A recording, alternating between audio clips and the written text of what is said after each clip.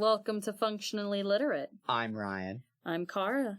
And you're about to listen to Cara berate me for a minute or two. Yeah, there's a lot of things that Ryan has done to upset me. For instance, Ryan did not finish reading the book until, 20 minutes into what was supposed to be our recording session for today?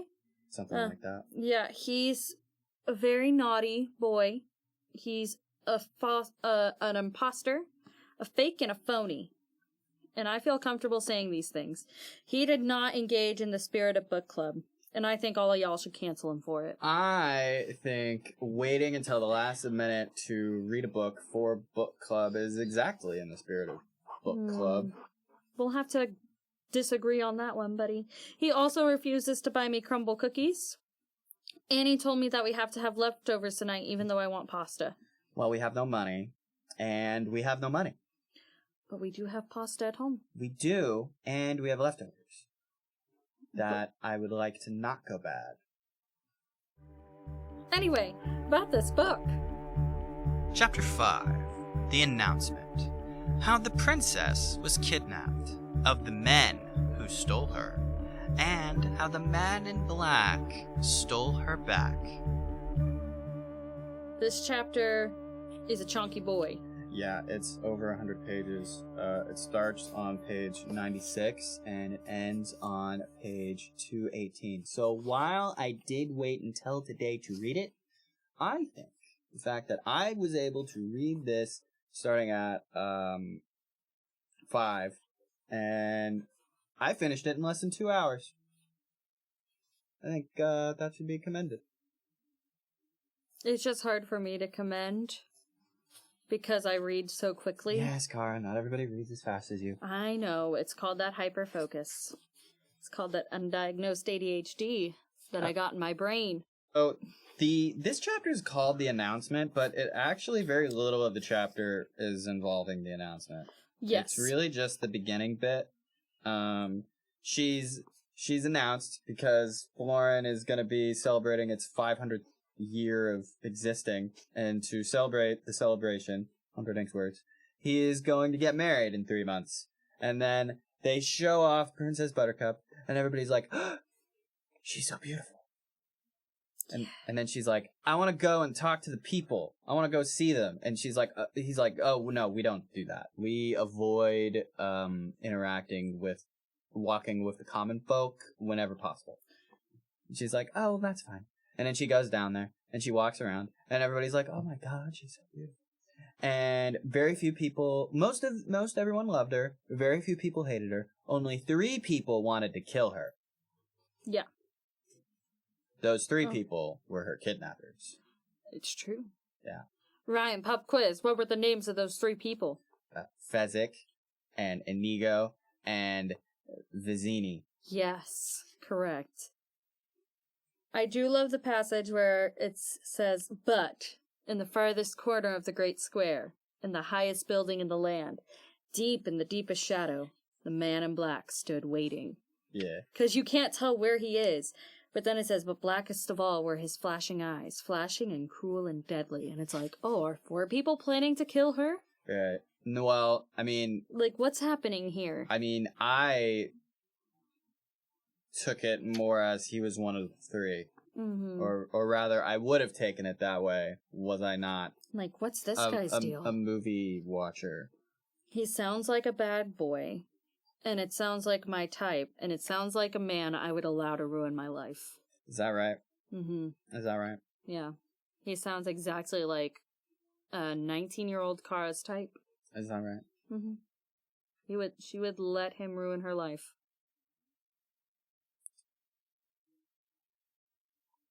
I don't know what to say to that. Well, you aren't a bad boy. No, I'm not. And I wasn't 19 when I met you. You're very much a good, wholesome boy. Yeah. I guess. The opposite. I had 1 or 2 years to kind of come down from that when I met you. So, Buttercup goes riding the horse, and she gets kidnapped.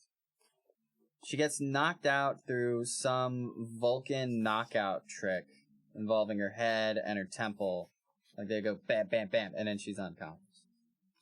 and then she wakes up, and she's in a sack. So it doesn't say her forehead, it just says he grabs her neck. Yeah. Which is something that they do in martial arts.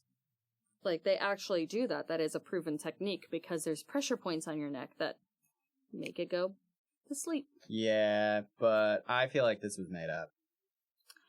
I don't think this is a real thing. Okay, so now you're questioning the credibility of William Goldman after you procrastinate reading his masterpiece work. I mean, it's pretty good, but it's made up. Anyway, if you can't say something nice, don't say anything at all. No, we don't play by those rules. So you can say mean things. I'm not gonna say mean things. Oh, okay. I've already said a lot of mean things because you won't let me have my pasta.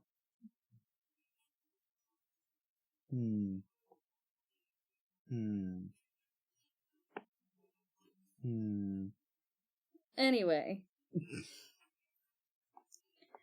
They're just so mean. The Sicilian is so mean to Fezzik. Mm-hmm. Like, Vizzini, which I got a very sweet gift from a member of my new job. He's on staff. The kids call him Pockets. He got me a Fezzik toy for my shelf. Yeah, you haven't shown me that because he saw yet. my Princess Bride thing. Well, you haven't been to my office yet. What's it look like? I didn't take a picture. How big is it? You gotta come look at my office. Fezzik's a giant. How big is the toy? You gotta come look at the toy in my office. I'm not describing it. No. It's indescribable. It is beyond words how brilliant Fezzik is. For the audience. No. Oh. They'll just have to deal. I'm sure they can find it online. Buttercup jumps into the water. Yep. Which, not the smartest thing, but, she's already been described to not be the brightest creature. Vizzini's like, hey, there's sharks.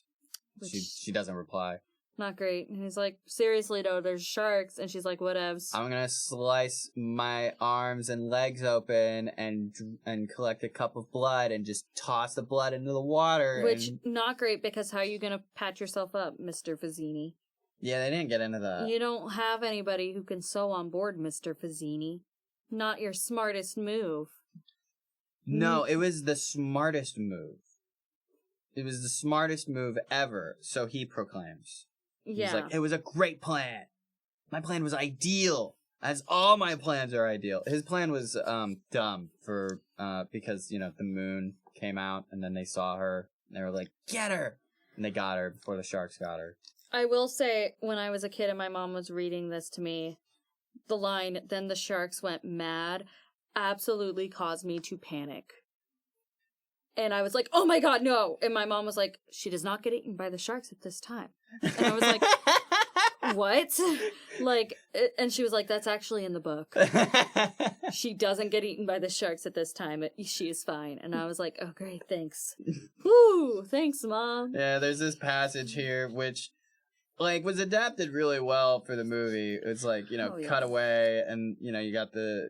Because it was the eels in the movie, not the sharks. Yeah. Which I wonder why... Well, I wonder why that was, but also I don't at the same time, because, we have Jaws to thank for why we don't see sharks in movies so often. Because none of them could get their robot sharks to work. Universal Studios still can't get the thing to work. Why not? For one of their rides. It's just something about making the animatronic look real enough and scary enough, but also submersing it underwater. So they can't get the fluid motion correct. Like, Universal Studios had a Jaws ride for so long. That just didn't work. Just didn't work. Didn't work. And they would actually, set things on fire in the ride, and people were like, oh my god, I can feel the heat from the fire. It's a lot, man. So I understand why they made the change to eels, because they were like, well, we saw that shit with Jaws. We're not going to try and make sharks work in this movie. We don't have the budget for that. Goldman, make something else up. And he was like, fuck, okay. Eels. How about that? You happy with eels? I'm happy with eels. Everybody happy with eels? Is that okay for the budget? Okay, fantastic. Thank you. Or at least that's how I imagine that conversation went. Maybe if Carrie Elwes listens to this podcast, he can tell me if I'm wrong. Or anybody else who made this movie can tell me if I was wrong. Please, Robin Wright, I love you so much. Robin Wright, sponsor me. Beautiful then as she is now. She's so amazing. God, I love her. Yeah.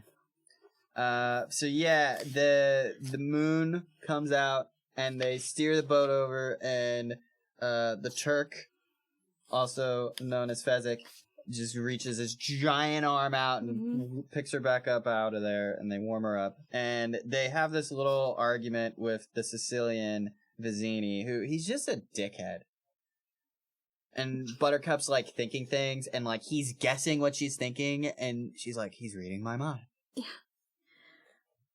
The thing that gets me is like, once women are sufficiently frightened, they scream. Yeah. Which I think that's true of anyone, regardless of genitals. It's true of all. Like, once sufficiently frightened, people scream. I mean, you scream all the time when you're sufficiently frightened. Oh, yeah? Yeah. When's the last time I screamed when I was sufficiently frightened, Cara? I don't think... Did you scream during Nope? No, that was me. No, you screamed during Nope. I screamed during You, Nope. the woman, screamed when sufficiently frightened while watching Nope. Well, to be fair, Jordan Peele got me right at the beginning with the fucking horse farm. Because I'm terrified of horses. He got me, immediately had me already, like, on the edge of my seat. The I was horses weren't even scary. To you? God, those horses are always scary. They were just horses. They didn't do anything scary. They just were horses. That's enough. That's all that's needed. That's all that's needed. Mm-hmm. He already knew. But she straight up says, I didn't scream, the moon came out. And he's like, oh, yep, bah! And smacks her, she smacks her. He smacks her, and then I think Inigo is it's Fezzik. It's like, hey, don't do that anymore. And he's like, oh, really? You want to try me? Yeah. You want to try me, bro? And Fezzik, being the sweetheart, he's like, I'm sorry. If you want to hit me, if you must hit someone, you can hit me. It's fine. Force is mine. Yeah. Strike me if you feel the need. I won't care. She would have screamed. She was about to cry out. My plan was ideal, as all my plans are ideal. It was the moon's ill timing that robbed me of perfection. And then... I love that. It's like, fucking moon ruined my plan. Stupid moon. Stupid moon. Couldn't bear to admit that maybe cutting your limbs open wasn't the best idea. Well, no, his plan was ideal, as all plans are ideal. But then... all women, when sufficiently frightened, will scream. But then, there's a pirate ship. Oh, yeah. There is a pirate ship. And the Sicilian is like... Inconceivable. It's inconceivable. There's no way that he is following us. He's just happens to be coming the same way. He's gaining on us. Inconceivable! You're right. He's not gaining on us. He's just a little bit closer. I love it. It's like, yeah, you're right. He's just getting closer, that's all. He's not gaining on us. There's no way. Psh, you're right, Vizzini, no way. Which is a conversation I have had with me and my brain where it's like, I'm not having a panic attack. And it's like, you're right. Your heart rate is just racing for no reason. You're just shallowly breathing because you just got too tired from sitting around all day. These are the conversations you have with yourself? Oh, yeah. Okay. These are the conversations I have with myself all the time. It's like, you're just tapping your foot because you want to, not because you have anxiety. So, Vizzini decides, genius move, to sail towards the Cliffs of Insanity. It's really a Chad move. And of him. The rope, apparently they were already planning on coming here because the rope was already set up. Yeah. Was he planning on sinking the ship? I think so. I think he was planning on sinking the ship so that way there wouldn't be any evidence of his ship. Uh-huh. That's what makes sense to me, but who's to say? What might make sense to me might not make sense to Vizzini, the world's greatest mind. Well, what happened was, Fezzik slung Buttercup over his shoulders. Yep. And then, Inigo attached himself to the dude's waist. And, Vizzini just, like, fucking just wraps himself around his neck. And Fezzik, after punching a hole with his foot through the floor, the ship starts to sink, and he jumps up onto the rope and just starts hauling all four of them up. Yep. Which is insane. Ugh, And then when they're 700 feet up, the man in black starts climbing the rope. But he's very fast. As he is. Yeah, he is. And He is, like, Fezzik's Chad. Man in Black, Mega Chad. But no, Fezzik was carrying people. Which Yeah. Fezzik defended himself too. Vizzini was like telling him how worthless he was. He's like, "You're not fast enough. Faster, faster!" And then he's like going as fast as he possibly can, faster than anybody possibly could ever go, climbing up a rope while carrying 3 people. Mm-hmm. And he's like, "You're too slow." And Fezzik's like, "He isn't carrying anyone." Excuses are the refuge of cowards, which is one of my favorite quotes, but I have condensed it into I don't want excuses, I want to see results. Oh. But I might put excuses are the refuge of cowards on my door. So that way when any high school students come into my office and they give me an excuse, well, Miss Carter, I don't have this one.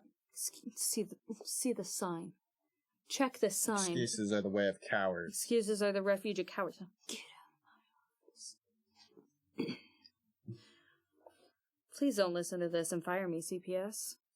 Thank you. And then what happened? Well, they get up to the top of the cliffs. Yeah. And they cut the rope. Yeah. And then what happened? But the man in black released the rope in time because he's a Mega Chad.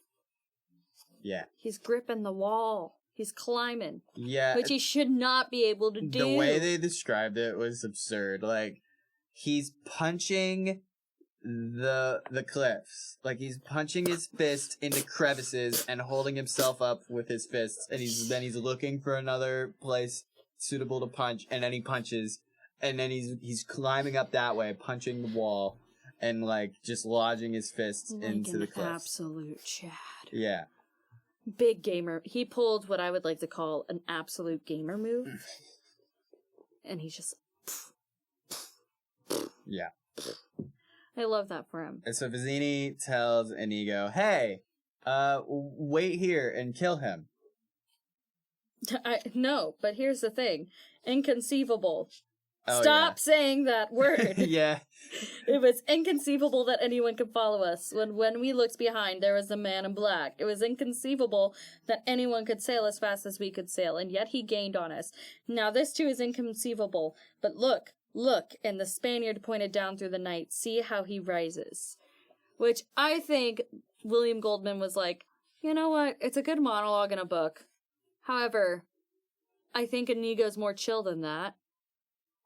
You keep saying that word. Inconceivable. I do not think it means what you think it means. Yeah, that's pretty much all we get in the movie. Which, I mean, that's a pretty good line. And he does say that in the book, but he says it on the ship. Yeah. Because Vizzini says inconceivable a lot. It's a catchphrase. Which, in film, the rule of 3 in theater and film is what you gotta go by for comedy. Because things happen in 3s in literature. Things also happen in 3s in real life. Like when celebrities die, it's always a multitude of 3. Did he say it 3 times? I thought he said it more than 3 times. He said it more than 3 times in the book. Uh-huh. But in the film, he only says it 3 times. Inconceivable! He says it on the boat, on the cliffs of, like, when they're climbing up the cliffs of insanity, he says inconceivable. And when they reach the top and he sees it, he says inconceivable. And that's when Inigo, says, you keep using that word. I do not think it means what you think it means. Which, but very respectful of Inigo. Yeah. But also low-key shady. Like, smartest man alive. Don't know words good, do you? So that's something that I was wondering about, because, like, they agree that Vizzini's the guy in charge, they agree he's the smartest, but, like, Fezzik and Inigo are, like, they definitely don't act like he's the smartest. Like, to his face they do. But there's, like, little asides that they make to each other. I mean, have you never done that with one of your bosses where you'll respect them to their face and then be like, what a fucking idiot, am I right? To your coworkers? Yeah. You've never, like, that's what this is. The Zini's their employer, and they're like, what a fucking idiot, am I right? Mm. What a wacko. I guess I'm just confused why. No, I'm not. They explain it. They Get it explain because Inigo, he sits down and then backstory, right? Mm-hmm. Like we find out who Inigo is and why he is the way he is. And the explanation is because of his father, Domingo Montoya. Who, I didn't know any of this because I only watched the movie. He was a expert sword maker. But he wanted to be an artist. Yeah. Like, he didn't make very many swords because he wanted challenges. So there was this other guy, what was his name? Yesta. Yesta. That's how you say that? Or Yesti. Yesta. Yesta was the famous one that would make swords for everyone for very expensive prices. And most of the time, he was fine. But whenever there was something especially challenging, he would pay Domingo a visit and be like, hey, so I got this really challenging sword that needs to be made. No. Domingo's like, no. And then charm. And no. then... Wealth, no. Wit, no. Begging, no. No. Insults, threats, no. Crying, no. More tea? Yes. Perhaps another cup, thank you. Why won't you? Why won't you make swords? Because this is stupid. Because no, he says, why? What? My fat friend asks me why. He sits there on his world-class ass and has the nerve to ask me why. Yes, Steve. Come to me with sometime with a challenge. Once, just ride up and say, Domingo, I need a sword for an 83-year-old man to fight a duel. And I would embrace you and cry, yes, because to make a sword for an 83-year-old man to survive a duel, that would be something. So and then he talks about it. He said, I would kiss your smelly feet for an opportunity like that, fat Yesta. But to make a stupid sword with stupid jewels in the form of a stupid initial so some stupid Italian can thrill his stupid mistress, no. That I will not do. Yeah. For the last time I ask you, please. For the last time I tell you, I am sorry. No. But then. Oh, and then he threatens to kill himself. Yeah. Every time. Every time he threatens to kill himself. Goodbye, little Inigo. God grant you your quota of smiles. It was forbidden for Inigo to erupt. Goodbye, little Domingo. Although I die in your hut, and although it is your own stubborn fault that causes my ceasing, in other words, even though you are killing me, don't think twice about it. I love you as I always have, and God forbid your conscience should I give you any trouble. The pain is worse than I imagined. I just love it. Yeah. Someday I won't stop you.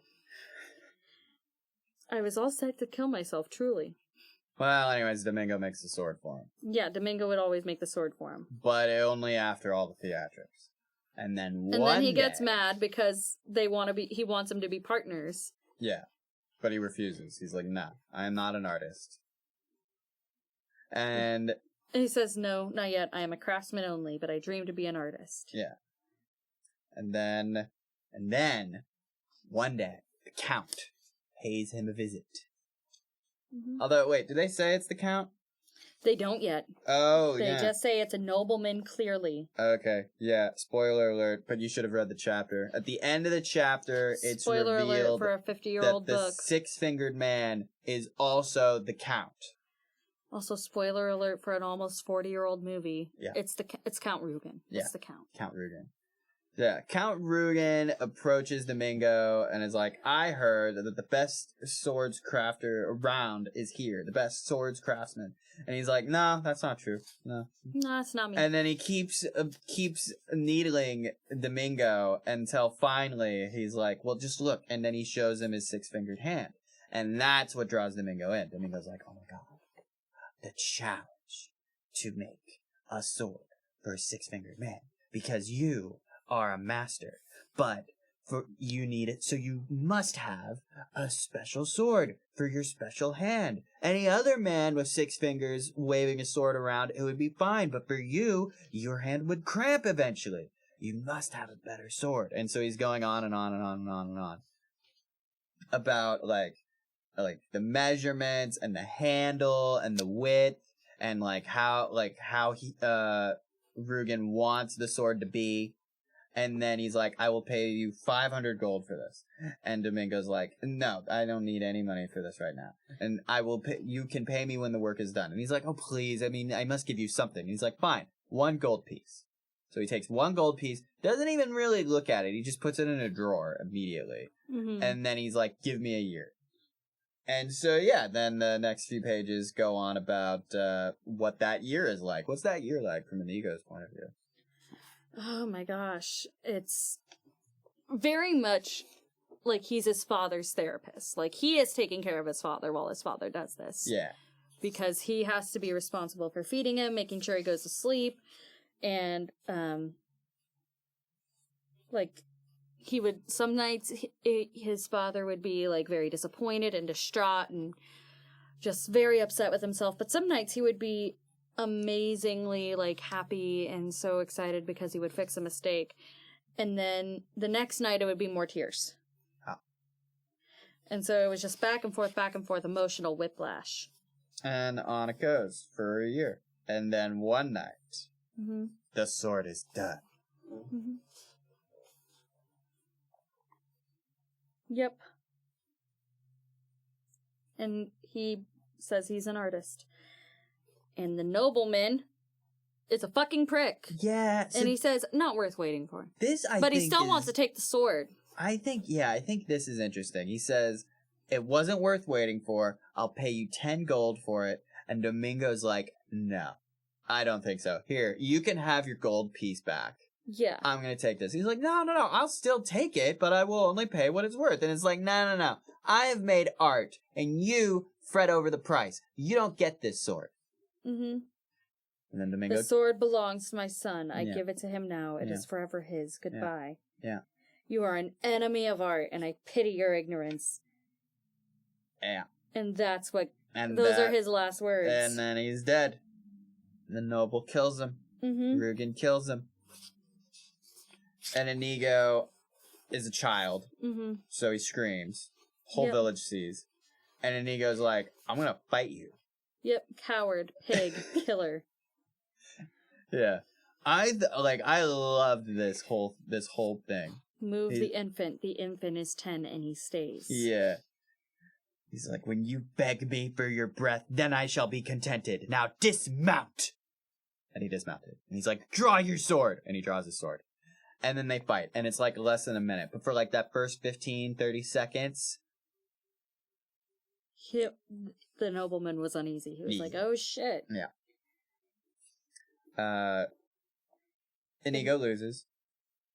Mm-hmm. And Rugen does, like, it's... I don't know how I feel about this. Mm-hmm. He slashes... both sides of his face, these vertical slashes from temple to chin. So just like it kind of reminds me of a clown almost, like the way a clown does their makeup. Each cheek, so it's boom, boom. Yeah, that's the way it is. Which they did a really good job of making that makeup in the movie because it's super simple to make that scar makeup. Yeah. And he refuses to fall. Yeah. And then when the nobleman leaves and rides away, that's when Inigo is like, okay, now I can pass out. Yeah. But while the nobleman's there, he is like, okay. No, I'm going to stare you down until you're gone. Mm-hmm. But then I'm guessing blood loss. Yeah. Yeah. And so then And then Yesta takes him in. Yeah, he lives with Yesta in Madrid for a couple years. And then he leaves. For 2 years. Yeah, that's what I said. Couple years. I must learn. Yeah. And Yesta was like, I don't know what he's got to learn, whatever. And then, so, Yesta is like, still making swords, and he's slowly getting fatter, and people still want his swords, and he's like, okay, well, you know what, I'm gonna double my price. And then when he doubled his price, more people wanted swords from him, and he's like, alright, well, these are gonna take twice as long to make. And people still wanted them. And he tripled what he already doubled, and he redoubled his prices. He doubled his price, then he doubled his price again, and then he tripled it. And then he doubled his price again, after he tripled it. My God. And people still wanted his swords. All work had to be paid for in jewels in advance, and the wait was up to 3 years. And his swords weren't as good as they used to be. Mm-hmm. But people didn't care. They wanted his swords. Mm-hmm. They didn't even notice. They were like, nah, these swords. And then Inigo comes back. He had the only fat thumbs in Madrid. And then Inigo comes back. And Inigo tells him about his travels, which was Mm-hmm. So he spent 4 hours a day sleeping. He spent 2 hours a day sprinting. Mm-hmm. He spent 2 hours a day doing what else? Squeezing rocks. Squeezing rocks. Why did he squeeze rocks? Makes his wrist strong. To make his wrist strong. He's like, yeah, I squeezed them like apples. Mm-hmm. I'm like, okay. And then skipping and dodging and moving quickly. Uh-huh. And then sprinting 2 hours each day. Yeah. And the last 58,000 hours were spent studying the sword. Because, yeah, that's the way he describes it. He's like, okay, well, you know what? I did the math here. And so 10 years is about 3,600 days, 86,000 hours. And he's like, so this is what I did with my time. And then Yes is like, all right, well, show me what you got. Let's go into the courtyard. And he's like, you don't need an enemy. Like, I just need to see your moves. And so Inigo shows him his moves. And he's like, you're a wizard. Basically. He says at first, well, that's the first thing. At first he says, paraphrasing, but there's never been a master as young as you. 30 years at least before the rank has been reached, and you are barely 22. Well, the truth is, you are an impetuous boy, driven by madness, and you are not now, and you will never be a master. And he says, thank you for honesty. I must tell you I had hoped for better news. I find it very hard to speak just now, so if you'll excuse me, I'll be on my way. I had not finished. No. Wait. We saw with our own eyes an exhibition by the Corsican wizard Bastia. It is the rank beyond master in swordsmanship. There have been no wizards since, and you never in this world you would never in this world have beaten him. But I tell you this, he would never in this world have beaten you. I would not enjoy being the six-fingered man. Yeah. Which I love. And then, hello, my name is Inigo Montoya. You killed my father. Prepare to die. Yeah, so he goes on Which, about how these 10 years he's been fantasizing about killing the guy, but over time it became less these, like, long, drawn-out monologues and more simply, hello, my name is Inigo Montoya. You killed my father. Prepare to die. Yep, because he couldn't find the enemy. Yeah. And I really do love, hello, my name is Inigo Montoya. You killed my father. Prepare to die. Because it's a perfect greeting, you know, it's really, it teaches you how to greet people. You say, hello. And then you introduce yourself. Hello. My name is Inigo Montoya. And then you explain the reason for why you're meeting. You killed my father. And then you give them some call to action. Prepare to die. And that's the best way to introduce yourself. Greeting. Introduce yourself. Why you're meeting. Call to action. Okay. Hello. My name is Ryan. You sent a coworker into work with COVID. Prepare to lose your job. I thought you were addressing me, and I was like, I did no such thing. I have never sent anyone to work with COVID. But yeah, he can't find the enemy. No, and then he becomes a bit of a drunkard. Like, the problem is he's too good. He's too good of a swordsman. All the champions in all the towns that he wanders through, he defeats them easily. Nobody's a challenge. And he's like, he gets bored with being a swordsman, but that's all he's good at. So he just goes to these towns, and then he wins, and then he uses the winnings to, buy booze. And lodging and food, but mainly booze. And that's where the Sicilian found him. Yeah. And he was like, okay, well, I need you. You're amazing. And I'm gonna, get you off the bottle, give you direction in life. Which Inigo very much needed. And they became the most effective criminal organization in the civilized world. So when he said, kill the man in black, all other possibilities ceased to exist. Gotta kill the man in black. And then we have this... I mean, they adapted it for the movie perfectly. They really did. But it's funny because I've taken stage combat and I know fencing. Yeah. So when I watch that movie, I slow down the duels and I can count the positions that they're in. And I can say, oh, that's a slash to 4. Or that's a cut to 5. Yeah. Parry 5. Yeah. And a lot of those are just the basic tips. Like, those are the basic movements of fencing. But they had to make it so ingrained in their bones that it looked actually very complicated. Mm-hmm. And it does. It's amazingly choreographed. The thing I thought was funny for the movie was how they spent, like, months going over this, and they were practicing every day this fight. Mm-hmm. And because they were doing it so much, and they did it too fast. Like, they needed, like, 3 minutes, and they did it in, like, 70 seconds. Which is how fencing matches usually go. That's how fencing bouts go. And so they had to make up more stuff to do. Mm-hmm. Like all the gymnastics and stuff that they do. Yeah. So they fight each other, each left-handed. And Inigo is thinking like, good. I fight at my weakest while he fights at his strongest. And so they're sword fighting, and the man in black is getting the lead on him. And then he goes like, there's something that I know that you do not. What is that? I am not left-handed. And then he switches to his right hand. And then they're fighting and fighting and fighting. And it looks like the man in black's gonna lose. And then the man in black is smiling. And Inigo's like, why are you smiling? And the man in black's like, well, I know something that you don't. What's that? I am also not left-handed. And then now they're fighting at their strongest. They're both fighting at their strongest. Mm-hmm. In the boulders. And then at the crags. And by the rocks. Who are you? No one of import. Another lover of the blade. I must know. Get used to disappointment. Yeah. Love that. And he was beaten. Yeah. And then we go back to Fezzik and Vizzini and Buttercup. And Fezzik from the distance can see that Inigo has been defeated. But he says, the Sicilian says, inconceivable. And he says, I'm so stupid. Inigo has not lost to the Man in Black. He has defeated him. And to prove it, he has put on all the Man in Black's clothes and masks and hood and boots and gained 80 pounds.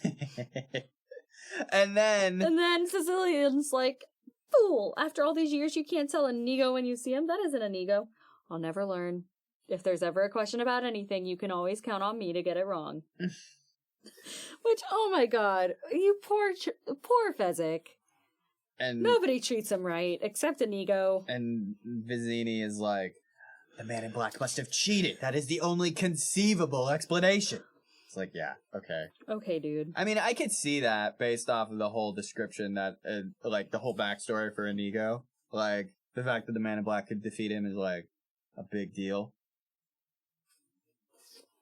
It just seems not very sportsmanlike, doesn't it? What are you talking about? Fezzik, use your way. I need a hint. What's my way? And it's Force. Force is his way. And Vizzini tells him to hide behind a rock and crush his egg like an eggshell. Yes. And Fezzik says, but that's not very sportsmanlike. You're referencing that Vizzini's telling Fezzik to whoop the Man in Black's ass. Yeah. Yeah. And the Sicilian, I love the way he describes the Sicilian's anger. Mm-hmm. Because it's very quiet, and his voice sounded like it came from a dead throat, and his eyes turned to fire. And the way he does it, I tell you this, and I tell it once. Stop the Man in Black. Stop him good and for all. If you fail, there will be no excuses. I will find another giant. What does that mean from a dead throat? Because it's almost as if your throat is incredibly hoarse. I tell you this once, and I tell it only once. Stop the Man in Black. Okay, Voldemort. Stop him for good and all. That's a really good Voldemort impression. If you fail, there will be no excuses. I will find another giant. I think you just figured out how Ray Fiennes did his voice in the Harry Potter movies. I am a genius. Harry Potter, the boy who lived. And so... And so Fezzik is like, all right, I guess I'll throw a rock at him. And so he practices with 2 rocks. And then he's like, okay, I got it. And he picks up a 3rd rock, and then he waits. Yep. And then we get Fezzik's backstory, which is... such a good backstory. So it starts by talking about how big Turkish babies are. Oh, yeah. Which Turkish babies, apparently... Normal Turkish babies are huge. So, like, they have, like, 20 pounds on them when they're born. Yeah. But Fezzik, he had more than that. And then most of them lost weight. But his first afternoon, he gained a pound. He weighed 15 when he was born. And then he kept gaining weight. And, like, in a year, he was 85 pounds. Mm-hmm. Or something like that. Yeah.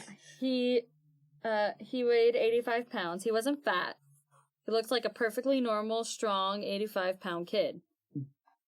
Sure. He was pretty hairy for a 1-year-old, though. Yeah. And by the time he reached kindergarten, he was ready to shave. He was full grown. He was the size of a normal man. All the other children made his life miserable. But once they found out he was a chicken, well, they weren't about to let an opportunity like that get away. Like, picture that. I'm picturing, like, just a grown-ass man going to kindergarten, and all these kids, they're terrified of him. And then they're like, oh, but he's a coward.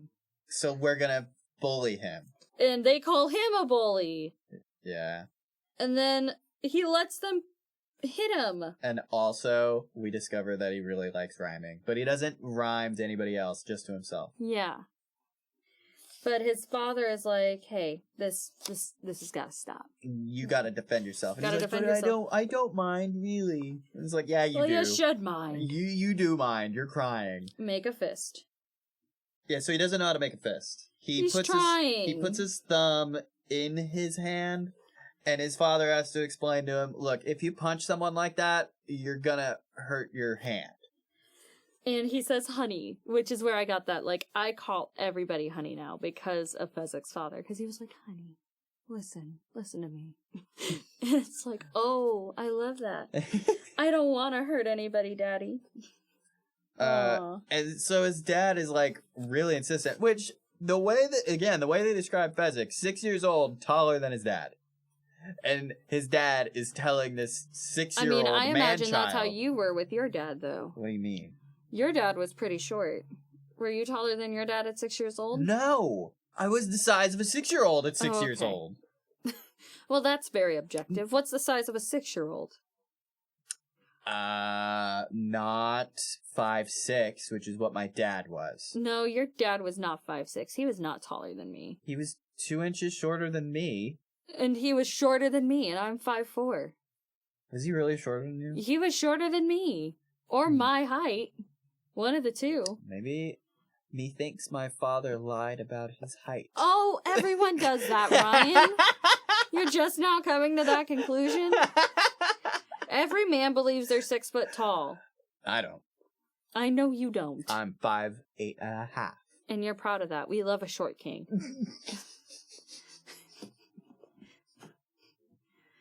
Get yourselves a short king. So there's this whole thing where Fezzik's dad is like, hit me. Hit me. Very insistent that he hit him, and he's like, I don't want to hit you. So he punches and misses by a yard.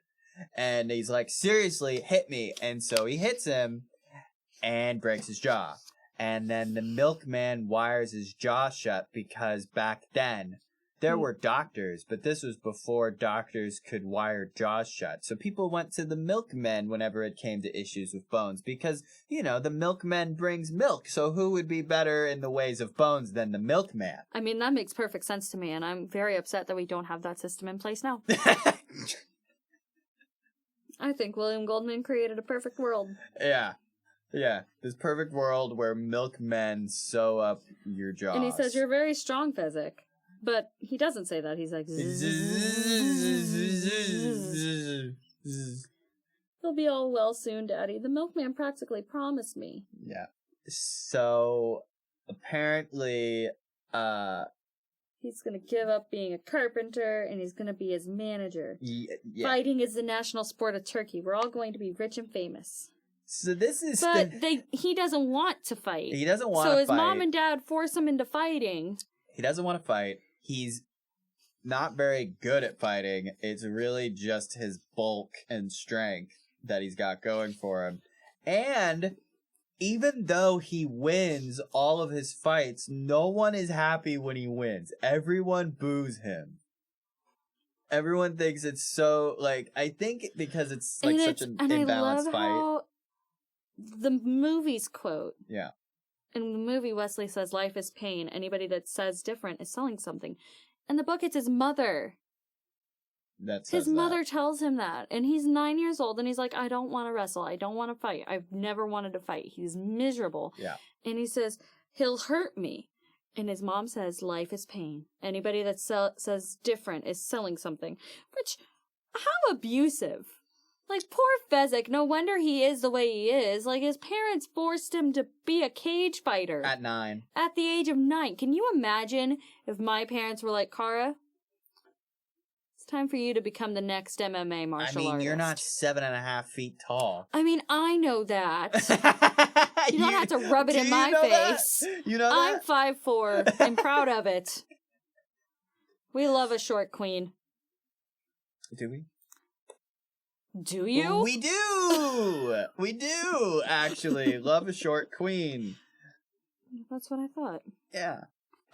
Yeah, and so they go to all these different places all across Eastern Europe. They go to Greece, they go to Yugoslavia, they go to Bulgaria, they go to Czechoslovakia, they go to Romania, they go to Greece. But in Greece, they don't boo him. They go, ah! I found that is the one critique I have for this book. As a Greek, William Goldman. Arg is not what we say when we boo. We still go boo. Arg is what we say when we fight. Mm-hmm. And then Opa is what we say when we're happy. And Indians apparently go sss instead of boo. Which I don't think that's true. I mean, I don't know if that's true. And then true. his parents died. In the Gobi Desert. And they say, we've done everything we can for you, Fezzik. Good luck. No, you have not! Yeah. No, you haven't! You gave him anxiety. That's what you did. You took a perfectly good boy and you gave him anxiety. Yeah, so... You messed it all up. So yeah, his parents died of plague, and then he kept on his own, and then he figured out the secret. Mm-hmm. Fight groups. But then once he started fighting groups, people got mad. No, people got happy when he fought groups. Yeah, but and then they got mad again. Yeah, they got mad again. Why did they get mad again? He had gotten too strong. It was just too unevenly matched. Mm-hmm. Mm-hmm. You gotta think, at some point, like, is it just that it was all he knew? Do you think? Mm-hmm. I think so. Like, he never tried. I mean, he never went to school. No, he went to kindergarten, and then his parents took him out to be a fighter. He went to kindergarten, got bullied, and then his parents were like, surprise, we're wrestling now. Yeah. And he never finished school because they spent 3 years teaching him how to wrestle instead of, I don't know, freaking read. Yeah. Poor kid. Yeah. God. He never graduated high school, my guy. But then Vizzini found him. And Greenland. Yeah. Unemployed. In Greenland. Which, the way they put it, because they established that Fezzik is like one of his biggest fears is to be alone. That was modified to him being alone and being surrounded by people booing him. Mm-hmm. But he was alone. And Vizzini finds him. And Vizzini's like, you're going to come work for me. And then you'll never be alone again. Fezzik's like, okay. I'm here for it. I don't want to be alone again. I'll go with you. I love that. And so then Vizzini's like, hey, kill the man in black and then meet up with me. And he's like, okay. But going back for a second to my Vizzini impression, Wallace Shawn, if you're listening to this, please tell me how I did on my Vizzini impression. I love you. Thank you.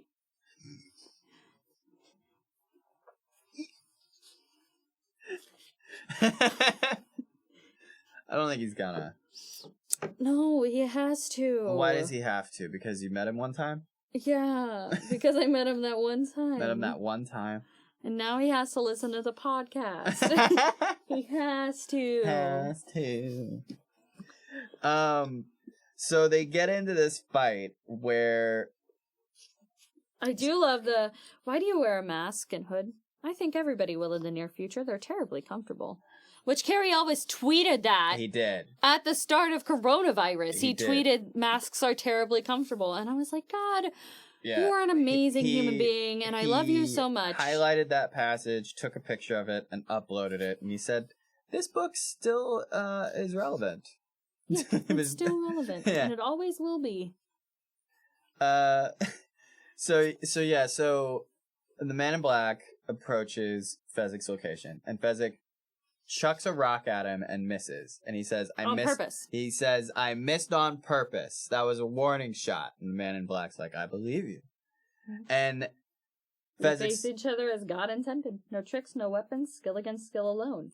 You mean you'll put down your rock and I'll put down my sword and we'll try to kill each other like civilized people? Is that it? I love that. Yeah. And, and Fezzik's like, "If you'd rather, I can kill you now. I'm giving you a chance." And the Man in Black's like, "Okay." And I accept it. So you are. So they fight, and I loved how there would be these paragraphs that describe how Fezzik just murders him. Or that would have been what happened. But instead, he slipped out of his grip. Mm-hmm. And so then he picked him up and he fucking slung him around on these rocks and broke his back in half. And made him into a ball and tossed him bained aside. him. Or that would have been what happened. But damn it, he's just so quick. Yeah. And so the Man in Black wins by choking him out. So Fezzik's trying to figure out why he's not winning. And he realizes, I've been so used to fighting people in groups, which is very different from fighting people one-on-one. Sure. And by the time he adjusts, it's too late. Yeah. Man in Black's choking him out. And the Man in Black considers tying him up, like looking around for rope to tie him up, but then is like, fuck it. Even if I did tie him up, he'd break out. Yeah. He's too big. And so then he runs off to find Vizzini and Buttercup, who's waiting for him. Because Vizzini is waiting for his lackeys, who never show up. Yeah. Yeah.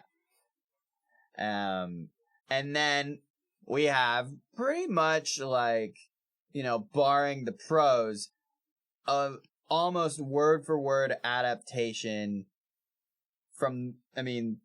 The book into the movie. Yeah, the movie, really did adapt this scene very well. Which, it's one of the most iconic scenes of the movie. Yeah. Which is the scene with the iocane powder, which is not real. Mm-hmm. It comes from Australia, but it's not real.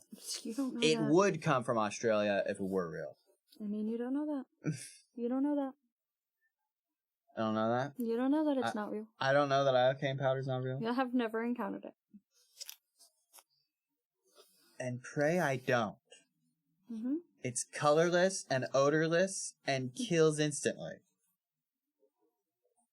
So, Vizzini's like, I could never beat you in any way other than a challenge of wits. Mm-hmm. And so the reason why they have this challenge of wits is because Vizzini's got a knife to Buttercup's throat. And Vizzini's like, "Why do you want her?" And he's like, "For ransom." And he's like, "I will kill her now." And the Man in Black's like, "If you kill her, I'll kill you. And you won't like that very much, now will you?" And Vizzini's like, I won't. I would not like that very much. An impasse then. And so they have a challenge of wits. Yep. Which is... They gotta pick the right goblet that's not poisoned. 2 goblets of wine, and one of them has iocane powder in it. Mm-hmm. And so we have this whole thing where Vizzini is just monologuing about... Truly, you have a dizzy... Which I like the way they adapt how Cary Elwes acted it. Yeah. Because in the book, it's like, he's getting nervous. He's whispering. He's getting nervous. Whereas in the movie, it's just, truly, you have a dizzying intellect. And it's like, oh my God. It's like, yes, that is exactly the way that I wanted it. Because it says the Man in Black is getting very nervous now, which I think William Goldman realized the charm that Cary Elwes had. It was like, yeah, no, you're not nervous. You're not nervous at all. You can't let it show. You have a great poker face. Right. And so,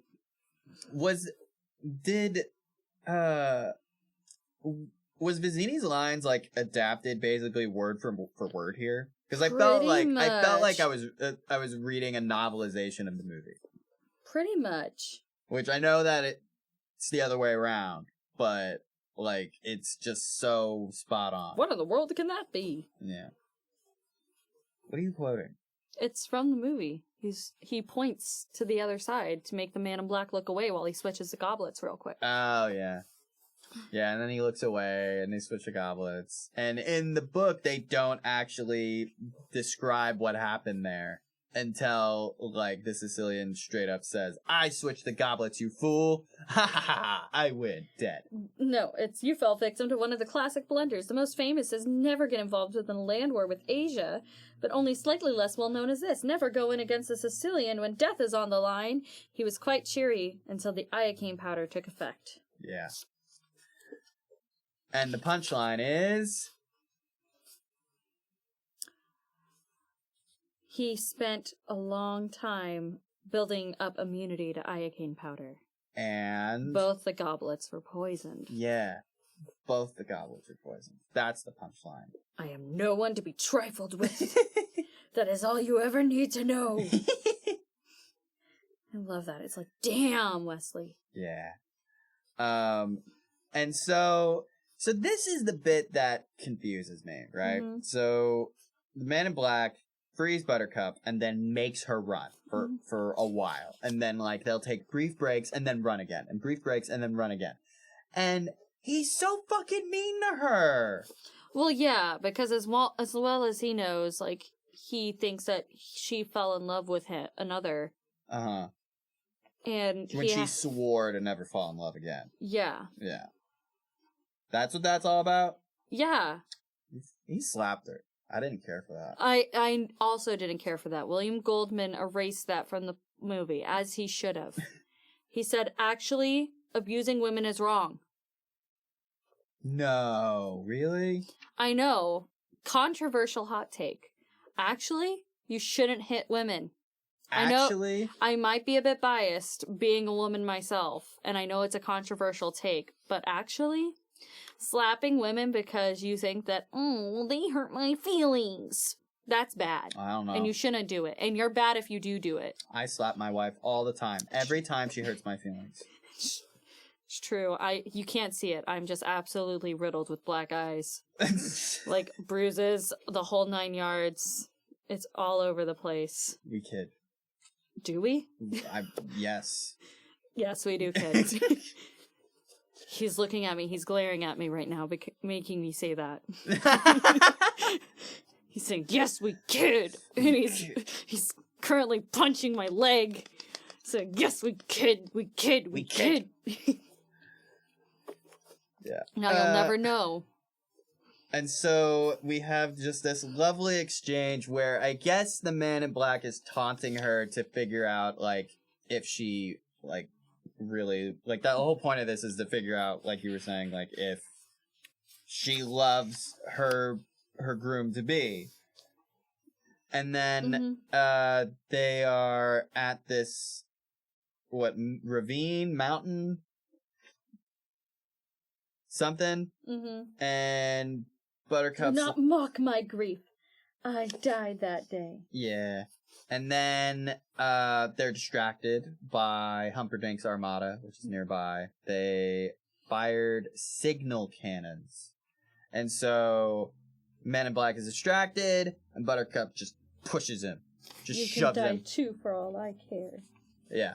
And then, as he's tumbling down, he's like, as you wish. And she's like, fuck, it's Wesley. Which I love in the book. She does try to run, but in the movie she's like, well. She just throws herself down. In the book she's like, okay, I gotta run, but she loses her balance because the ravine's too steep. In the movie they're like, well, here I go. She just throws herself down. And then we get this passage where Humperdinck is tracking her. Mm-hmm. And he's a very good tracker. He's very good at that. Mm-hmm. He knows what's what, everything. He's like, okay, so clearly they climbed, and then 300 feet up, something happened there, and they had to climb the rest of the way up, And so then he gets up there, he splits his armada up. When he gets up there, he sees, there was a fight. Someone walked between two masters, possibly better than masters. And then they wander. I always think everything is a trap until proven otherwise, which is why I'm still alive. Yeah. It's like, damn, Chris Sarandon chewed the scenery with this role. Yeah. So good. If she dies, I shall be very put out. And I was like, yeah, he will be. Yeah, he will be. He sure will be put out. He put in 3 years of effort into getting this lady ready for marriage. Well, he didn't. Someone did. Can you imagine if that had happened to me? What? And you had put in 3 years of effort of training me for marriage, and then I just got kidnapped? I put in 2 years of doing nothing. What if I had gotten kidnapped after that? How would you have reacted? I would have phoned the police and done nothing else. What a romantic. She's their problem now. Is what Ryan said. She's their problem now. No! They'll return her eventually. I don't know how to find people who are kidnapped. I don't... Ryan's like, hey, this lady got kidnapped. Can you find her by? I have a select set of skills. Well, time to go play some Dungeons and Dragons. No! Hey, Chris. Cara can't make it to next week's session. Oh, why? Oh, well, I don't know. She just decided to, she's disappeared. Oh my God, I'm so sorry. What are you doing to stop? Oh, I called the police. And that's all I can do. What else can I do, really? You're not going to put up missing posters or anything? No, that's their job. That's what I pay my tax dollars for. I am just a humble man who drives a delivery truck. And this is all I do. But they go into the fire swamp. Yeah, so they explain what a fire swamp is. Yeah. Which is... Hang on a moment. Let me find this. Oh, hold on. Before we get into the fire swamp, there's this little thing that I find quite amusing where... So... My wife wants it known that she feels violently cheated, not being allowed the scene of reconciliation on the ravine floor between the lovers. My reply to her... Cut off. And then William Goldman goes into this whole thing about how he's cut out pretty much every single one of these asides. Mrs. Morgenstern was rarely anything but supportive to her husband, unlike some wives I could mention. Sorry about that, Helen. You fucking dick! I wouldn't support you if you were my husband with the way you write about me. But, asshole! Well, anyways. My bitchable wife. Can you believe her? He explains how he cuts out all of Morgenstern's asides about his wife, except for this one, because he does agree with Morgenstern's wife in this case. The scene of reconciliation should be in here, but it was cut. And so he's like, I wanted to write my own version of this scene, but my editor thought that it would be kind of dumb for an abridgment to have an additional scene not included in the original book. So, if anyone would like that scene, send me a letter. Here's an address. And he provides an actual address in Boston. And then there's an asterisk. Well, no, if he wants to read it. Go ahead and, yeah. You can, because this is the modern day now. You don't have to send him a letter. You can go to princessbridebook.com, where you can read right on your very own screen of reconciliation. Did you ever read this scene of reconciliation? And how is it? God, I haven't read it in so long. Oh. It's all right. It's all right. I think I'm gonna reread it now. Tonight. Yeah. Oh. And then you can get back to us next time? Yeah, that's my homework. Your homework is to tell us what the scene of reconciliation was like. Yeah. But suffice it to say, they talk about lovey-dovey things. And the reason why it was cut out is because nothing of import was discussed. But within a quarter of an hour, they were already arguing, which I love. Yeah. I've kind of mind, Wesley. Talk about that. Yeah.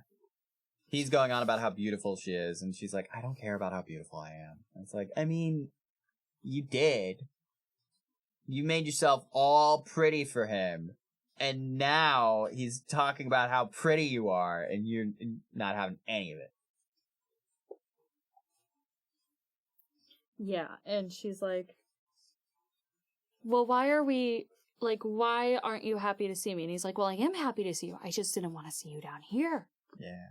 And she's like, but we can make it back up. You climbed the cliffs of insanity. And he's like, let me tell you something. Yeah, no, he's just like, lady. hey, About that. That took a bit out of me. And then I had to fence a guy. And then I had to wrestle a giant. And then I had to outfake a Sicilian to the death. And then somebody pushed me 200 feet down into a ravine. Yeah.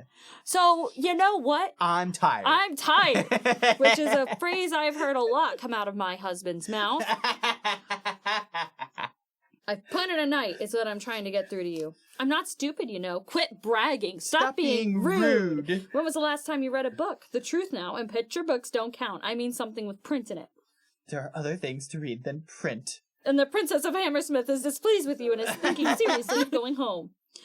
Oh, Wesley, I didn't mean that. I didn't. Not a single syllable of it.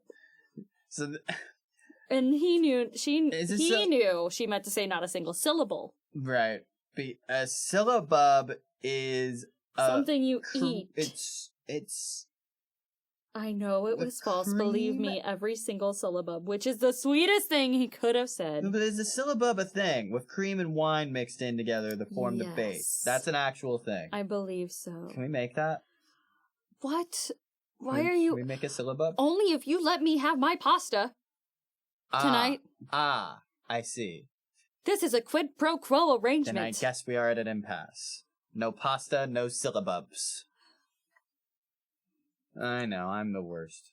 Oh, yes. So, I guess I'll just fucking die. So, yeah, they talk about fire swamps, which are, of course, entirely misnamed. They are swamps that have lots of sulfur and other gas bubbles that burst continually into flame. They're not swamps made of fire. They're just swamps that make fire. Mm-hmm. They also have snow sand and the ROUS. Yeah, which snow sand, it's, for those of you that didn't read the book and are just relying on our narration of events, snow sand is terrifying. It's like quicksand, except worse. Because it's very, very fine, and you'll just fall right through it. Mm-hmm. So, also, there are ROUSs, which are not described here. Mm-hmm. They are described in 5 pages from here. Yep. They are rats of unusual size. Yes. Yes. Which, you could just say that. Mm-hmm. I feel like that's faster than saying ROUSs. Rodents of unusual size, actually. Not rats. Oh, my bad. This is what you get for reading the book half an hour before we start recording. It's also what I get for really knowing the movie better than the And book. they call them rodents of unusual size in the movie. Well, yeah, but it doesn't look like a rodent. Well, it looks absurd. What the fuck do you think a rat is? What species do you think a rat is? It's like a mouse, but bigger. And what species do you think a mouse is? Not a rodent. Yes, a rodent. No. They belong to the same families as hamsters, are rodents. The hamsters look nothing like rats. Rats, mice, gerbils, and hamsters are all in the same genus. They are rodents. Sure, babe.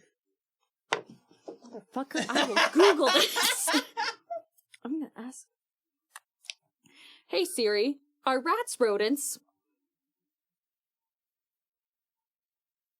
Rats are various medium-sized, long-tailed rodents! Oh, wow. It says right there, wikipedia.org. Well, you know what? If Wikipedia said it, then it must be true.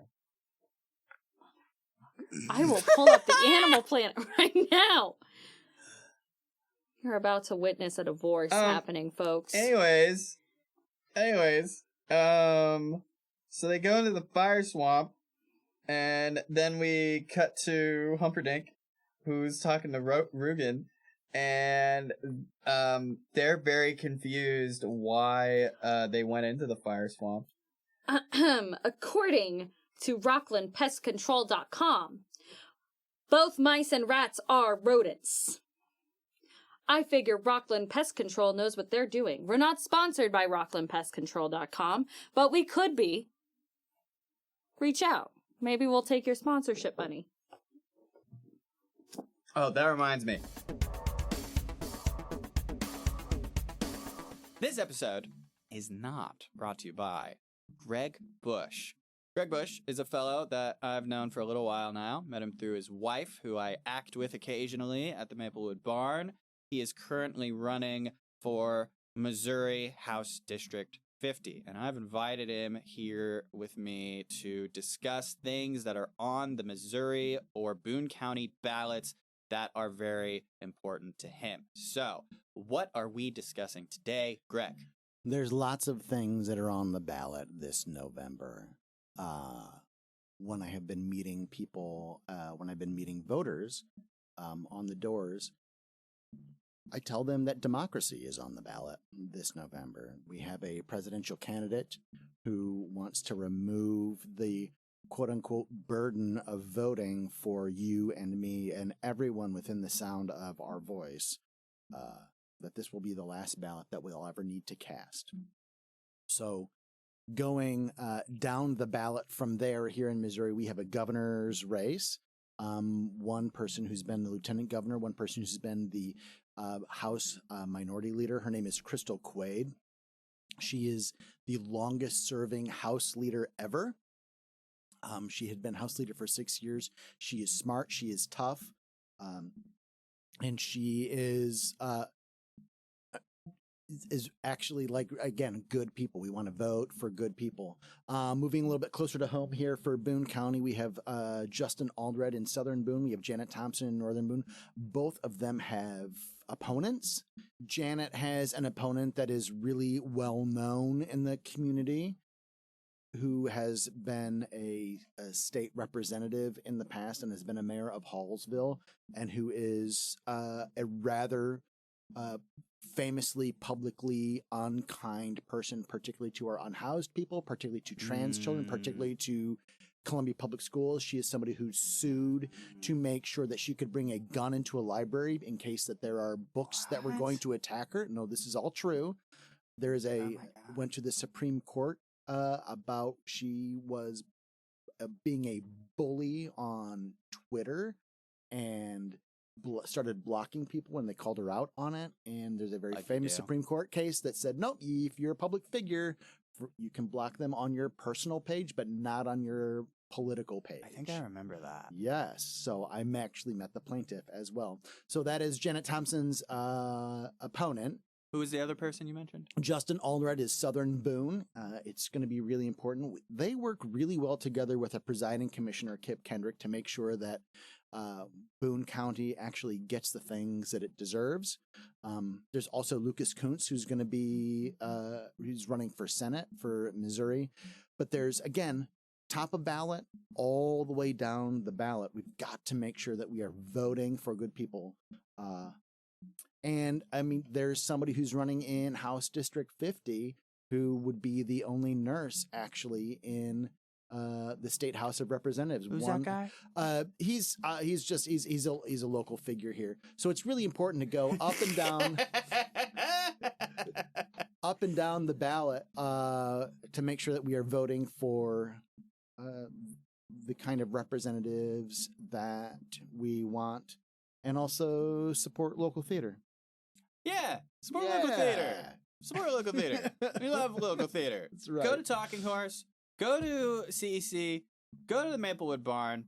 We love those places. Not related to voting, but we do love those places. So vote with your dollars. Vote with your dollars for the arts. That's what makes life worth living, is making sure there's art around. Well said. All right. So summing up, Greg's recommendations for the Missouri ballot. We've got Crystal Quaid, Janet Thompson, Justin Allred. Aldred.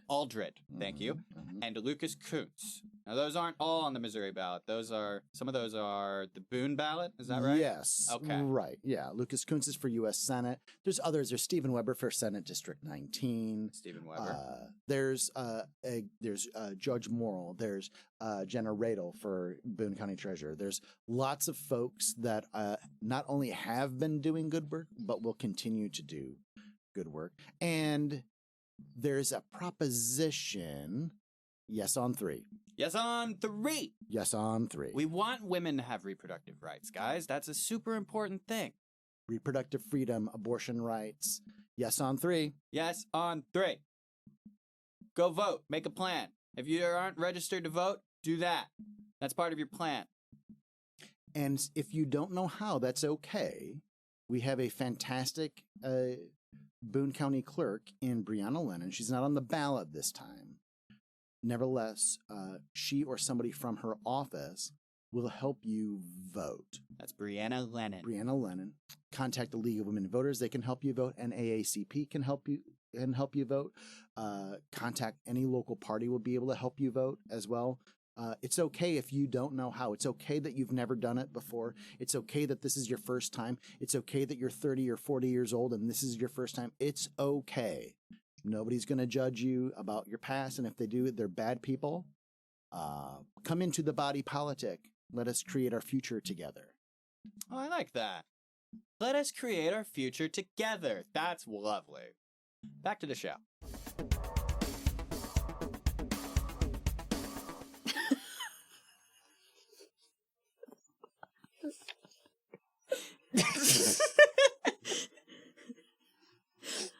Oh my god, okay.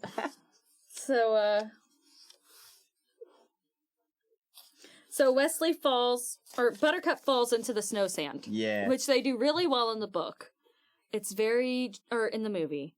But the book is even more terrifying. Yeah. Because it talks about how she can feel it going in between her eyelids. Well, no, it talks about how she doesn't want to open her eyelids because if she does, she knows the sand will get behind her eyes.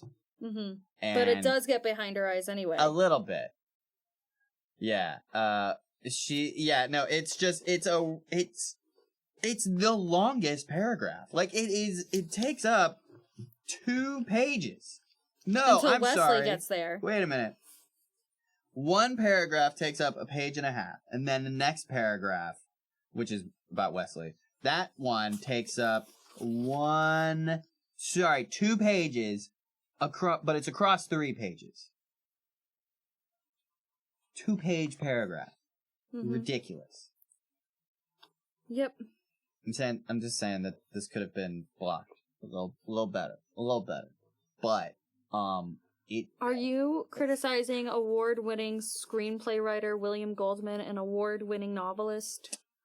I'm gonna tell you what my writing teacher told me, which is if I had written this, I would have been given as a critique to break this up a little bit. Yes, well, did your writing teacher ever write The Princess Bride? No, but Exactly. But he did tell me that I should have converted one of my stories into a screenplay. Well, then why didn't you? Well, I didn't believe him. But you believed him about this one particular topic. About breaking up paragraphs? Yes, you believed him about that, though. Yeah. He was my teacher. I You picked and chose his advice. I didn't think his compliment I didn't think it was true because I didn't think very highly of my writing. Okay. Well, they're going through the fire swamp. Buttercup, she falls into the snow sand, and it's this whole terrifying thing where she's sinking and sinking, but there was apparently a possibility this was going to happen, so she spreads herself as wide as she can, and closes her eyes and holds her breath, doesn't breathe, and she just keeps sinking. She feels like she's been there for hours. She's certain she's going to die. Wesley saves her. She's unconscious. He cleans her up. And then he tells her why they have to get to the end of the fire swamp. Yeah. Because the pirate ship Revenge, which is the Dread Pirate Robert's pirate ship, is waiting. Yeah. And she says, how could you know that man? He killed you. He broke your heart. He said I was told he took your life. And he's like, yeah, well, That's not quite what happened. And he says, I'm the Dread Pirate Roberts. And she's like, how is that possible when he's been marauding 20 years and you've been gone for 3? And he's like, well, I'm often amused by life's little quirks. Which is something you would say. It's something I would say. Yeah, you wouldn't explain it right away. No, I would... You'd be like, yeah, that is funny, huh? Yeah, it's kind of weird how things work out like that. And then I'd be like, fucking say, what? Well, so he tells Buttercup that the Dread Pirate Roberts on the Revenge did attack his ship that he was on to go to America. And Roberts and his crew killed everyone except for Wesley. Wesley was like, please don't kill me. He didn't beg for his life. He was just like, don't kill me, please. And so no one had ever just kindly asked the Dread Pirate Roberts like that, please don't kill me. He's like, why shouldn't I? And he's like, because I'm off to America to make my fortune and my home for the most beautiful woman in the world. The most beautiful woman in the world who's also the love of my life. And he's like, how beautiful. And then he goes into this whole thing about how beautiful Buttercup is. And this convinces the Dread Pirate Roberts. Mm-hmm. And so he's like, all right, you can stay on the ship. I might kill you tomorrow. And so for like a year, he's having Wesley do these menial tasks on his ship, saying that maybe he'll kill him tomorrow. Mm-hmm. And then Wesley becomes his ward. Yeah. Wesley, at first, is like, I don't know if the pirate thing's for me. But then he finds out very quickly the pirate thing is for him. He's quite good at it. Mm-hmm. Yeah. Didn't really take much to convince him to become a pirate. Yeah. Oh, yeah. And he becomes a Dread Pirate Roberts, and he tells him, I'm going to retire. The Revenge will be yours. And he's like, oh, let's take you on the next few captures to see if you like it. And then he said, the ship is yours. Let's see how you do. And he says, who is it? And Wesley says, Wesley! Never heard of ya! Yeah. Yeah. Disaster. No fear of me at all. Yeah, Wesley tries to pillage and is unsuccessful because nobody's afraid of him. Mm-hmm. And this is when Dread Pirate Roberts reveals he is not the Dread Pirate Roberts. I'm Ryan. Which I thought was very amusing. Mm-hmm. Because I'm Ryan. What? No. Yeah. And apparently Cara's father also found that very amusing when he found out my name was Ryan. Mm-hmm. Tell the story. Tell it. I'm being beaten. You're being beaten. Tell the story, or I'll beat you some more. Chris is a witness. Chris is actively dialing 911. Thank you to our sound guy, Chris. Chris can confirm that I am not actually beating my wife. Chris can confirm that he is actively beating. But, yeah. So, basically, when he found out his name was Ryan, he was like the Dread Pirate Ryan, and I was like, oh my god, Dad. No. And then at our wedding, he threw a 6-fingered glove at him. And was like, I can't believe, I found this in his car, and he was like, that was not mine! No, I picked it up, and I said, I have no idea who this is, but it's not mine. You know. Do we still have that glove? We should somewhere. Yeah. But anyway, he goes on and on about how there's been so many different Dread Pirate Roberts and how Wesley is going to be the next Dread Pirate Roberts. Yeah. And he said they're going to take on some new pirates, sail along as Ryan, your first mate, and I will tell everyone about my years with you, the Dread Pirate Roberts. And then he will let me off when they are all believers and the waters of the world are yours.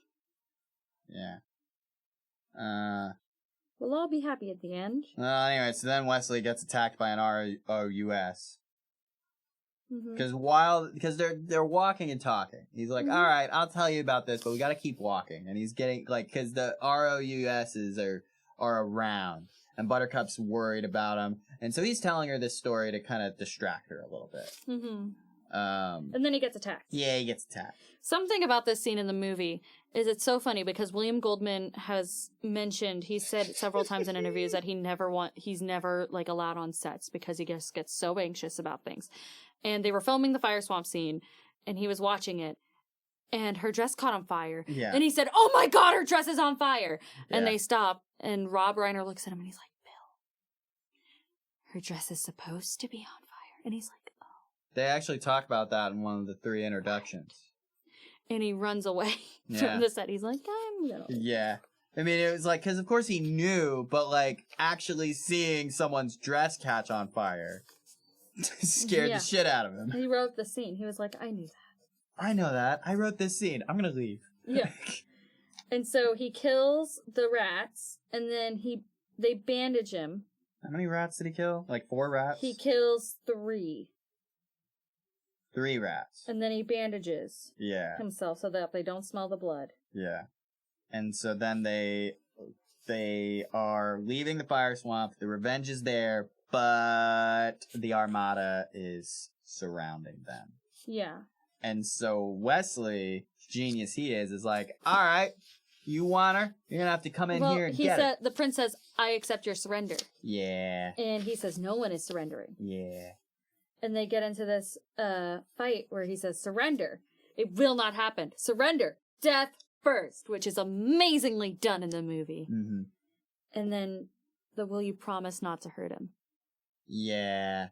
Buttercup is like, you know what? I'd rather live. And I'd Than rather die. you live. So I can live without love. I'm gonna go with him. Would you rather? The truth is that you would rather live with your prince than die with your love. We Yeah. were talking of. I would rather live than die. I admit it. Yeah. We were talking of love, madam. I can live without love. Yeah. And then he says the prince had sworn that he would not hurt the man. May he never hunt again, though I live 1,000 years. Of course he's lying, because Prince Humperdinck is the worst. Technically not lying. On the grave of my soon-to-be dead father. Well, no, because he does end up hurting Wesley. But, He's the one who ends up hurting him. well, here he says, I'm not lying. Rugen's gonna torture him for me. Yeah, he says, "Take that man in black and put him in the 5th level of the Zoo of Death." For a moment, I believed you when I swore. I spoke truth, I never lie. I said I would not hurt him, but I never for a moment said he would not suffer pain. You will do the actual tormenting. I will only spectate. Mm-hmm. Mm-hmm. And then Rugen clubs him over the head and knocks him out. And as Wesley's passing out, he finds it very interesting that Rugen has 6 fingers, which is the reveal that the noble that killed Inigo's father is Rugen. But, you know, And that's the end of the chapter. and that's the end of the chapter. And it's a monster of a chapter. It is. It was over 6 100 pages. 6 is not quite as long, but I imagine that is the only chapter we will read. Is You- 6. Really? Yeah, it's like 70 pages. It's like 70 pages. Okay, then yeah. It's not we'll just, as long we'll as just- chapter 5. We'll just do chapter 6 next episode because it's 70 pages. Which is... And I will see if I can find the reconciliation scene wait, online. Wait, so chapter 7 is... Okay, so chapter 6 starts on page 219. It ends on page 288. I was close. Chapter I 7... was really close. Chapter Damn, I'm 7 good. starts on page 291 and ends... Where is it? On page 334. So, chapter 7 and chapter 8 we might be able to do in one episode. And then Buttercup's baby we'll do in another. Is Buttercup's Baby its own episode? It's its own chapter. It is its own chapter. I mean, it's its own chapter, but is it like that long? Oh, it is. Mm-hmm. Yeah. Well, so we have Buttercup's Baby, an explanation, and then the actual chapter. So we'll do both of those in one episode. So you're looking at about 3 more episodes About. of The Princess Bride. Homework Read chapter 6. Ryan, before we shoot the podcast next time. Yes, dear. Also, your homework is to get me pasta. No, that's not homework. It is That's homework. just living. It's work at home. What are your thoughts on this chapter? It's such a monster, and it hits all the iconic moments of the movie. Yeah. It's really well loved, and there's a reason why it's a monster. It's because it's hard to split up. I do think that maybe they could have split up the chapters after Vizzini's death. They could have made it 3 chapters. They could have made it 3 chapters, but he didn't. But he did it! What are your thoughts about what was covered in the book versus what was covered in the movie? I mean, it was pretty similar. If they had covered the backstories in the movie to the depth they did in the book, then we would have had like a 2-hour movie. Right. Or a 4-hour movie. They covered it a little bit. They had some monologues in Yeah. place of some prose in the movie. Yeah. Yeah. But, you know, you gotta cut things out sometimes for things to work. Yeah. Yeah. Okay, well, that's everything we've got All right. for this week. Next time, Chapter 6. Chapter 6. What's Chapter 6 called? Oh, God. The festivities. Yes. And then the wedding. And then the But wedding. the festivities first. Yep. Okay. All right. Thank you to Vidwest for giving us your space to use. It wouldn't be possible without you.